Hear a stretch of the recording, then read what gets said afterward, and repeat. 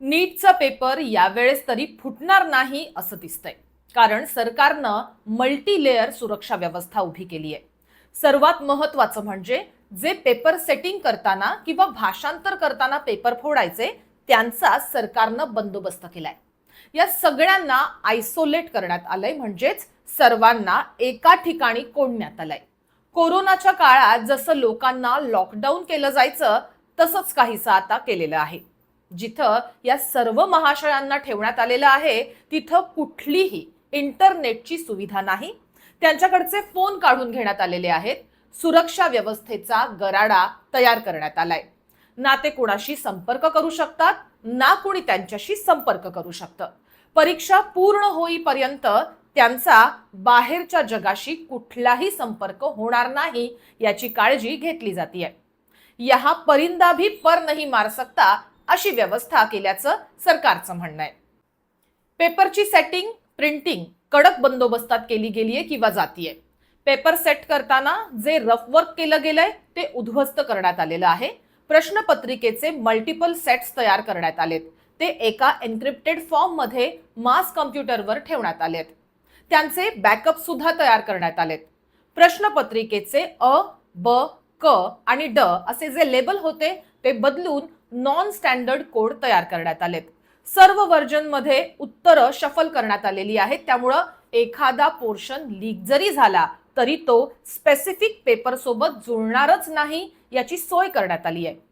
एवढंच नाही तर ज्या यंत्रणेचा वापर करून फोडलेला पेपर पुण्यापासून पाटण्यापर्यंत आणि जयपूर पासून मणिपूर पर्यंत जातोय त्या टेलिग्रामवर सुद्धा काही निर्बंध लादण्यात आलेले आहेत.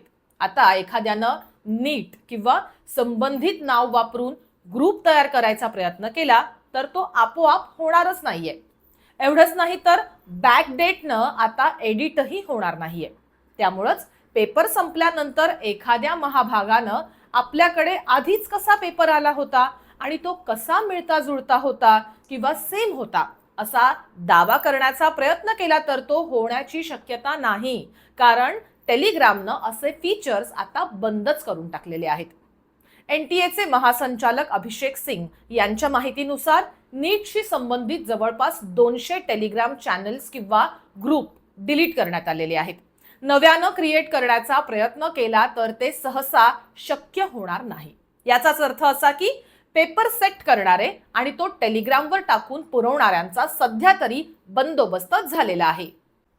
यावेळेस नीटच्या सुरक्षेसाठी CISF आणि CRPFच्या तुकड्या तैनात करण्यात आलेल्या आहेत. पेपरची वाहतूक करण्यासाठी थेट भारतीय एअरफोर्सची मदत घेण्यात आलेली आहे. अनेक ठिकाणी एअरफोर्सच्या विमानातून तसंच हेलिकॉप्टर्समधनं नीटचे पेपर पुरवण्यात आलेले आहेत. ज्या सुरक्षा व्यवस्थेत पेपर पोहोचवले जात आहेत त्याचप्रमाणे ते माघारी पण आणले जाणार आहेत. हे सर्व करताना GPS चा वापर करण्यात येतोय. त्यामुळे सर्व पेपर ट्रॅक केले जाणार आहेत.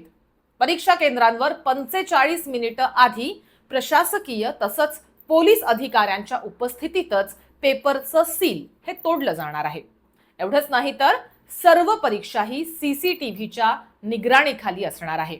तीही 4 लेयरची असेल. त्यामुळंच पेपर फोडण्याचा किंवा इतर कुठला परीक्षेत घपला करण्याचा प्रयत्न केला तर तो CCTVच्या नजरेतनं सुटण्याची शक्यताच नाही. सोबतच AI ची सुद्धा मदत घेतली जाते. त्यामुळं पेपर फुटी अशक्य होईल असं मानलं जातंय. काही ठिकाणी डमी उमेदवार बसवले गेल्याचं उघड झालं होतं. यावेळेस मात्र परीक्षा हॉलमध्ये जाण्याआधीच बायोमेट्रिक आणि फेशियल ओळख पटवणं अनिवार्य करण्यात आलेलं आहे. त्यामुळं डमीचेही धाबे दणाणलेत. सोबतच जे मुलं मुली पेपर देण्यासाठी परीक्षा केंद्रावर पोहोचणार आहेत त्यांची मल्टी लेयर अंगझडतीही होणार आहे. त्यामुळं कॉपी करताना 100 वेळेस विचार करावा लागेल. हे सगळं कमी म्हणून की काय, पंतप्रधान कार्यालय म्हणजेच PMO या सगळ्यांवर जातीनं लक्ष ठेवून असेल. PMOच्या निगराणीखाली होणारी नीट ही पहिली परीक्षा आहे. खुद्द पंतप्रधानांना यात उतरावं लागतंय, म्हणजेच स्थिती किती खराब आहे याचा अंदाज तुम्हाला येऊ शकतो. एवढ्या सगळ्या व्यवस्थेमुळे उमेदवारांना पेपर सोडवण्याच्या वेळेत 15 मिनिटं आगाऊ देण्यात आलेली आहेत. 180 मिनिटांची ही परीक्षा आता 195 मिनिटांची असणार आहे. एखाद्या विद्यार्थ्याचा पेपर लवकर संपला तरी सुद्धा त्याला बाहेर सोडण्यात येणार नाही. त्यामुळं सगळ्या ठिकाणी एकाच वेळेस जसा पेपर सुरू होईल तसा संपलेला असेल. लक्षात असू द्या, नीट ही देशातली सर्वात मोठी परीक्षा ठरतीये, कारण यात जवळपास 23 लाख विद्यार्थी परीक्षा देणार आहेत. 551 शहरांमध्ये 5432 परीक्षा केंद्र तयार करण्यात आली आहेत. परदेशातही 14 शहरांमध्ये नीटची परीक्षा होणार आहे. 5 लाखांपेक्षा जास्त सुरक्षा जवान तैनात करण्यात आले आहेत. त्यासाठी 750 समन्वयक तयार करण्यात आलेत. आधी म्हटल्याप्रमाणे खुद्द पंतप्रधान त्यांचं कार्यालय यात जातीनं लक्ष घालतंय. पण याच व्यवस्थेवर भाजपचे माजी नेते के अण्णामलाई यांनी सवाल उपस्थित केलेत. एअरफोर्स, CISF, CRPFच्या सुरक्षा जवानांमुळे परीक्षार्थींवर अतिरिक्त ताण येऊ शकतो. त्यातून नव्या समस्या जन्माला येऊ शकतात, असं अण्णामलाईंचं म्हणणं आहे. तुम्हाला काय वाटतं? सरकारनं केलेली सुरक्षा व्यवस्था पुरेशी आहे का? नीटचा पेपर आता फुटणार नाही असं वाटतं का? पंतप्रधानांना मैदानात उतरवावं लागणं ही सरकारची दक्षता म्हणायची की अपयश? कमेंटमध्ये सांगायला विसरू नका. तुमची एक कमेंट नव्या व्यवस्थेचा मार्ग निर्माण करू शकते.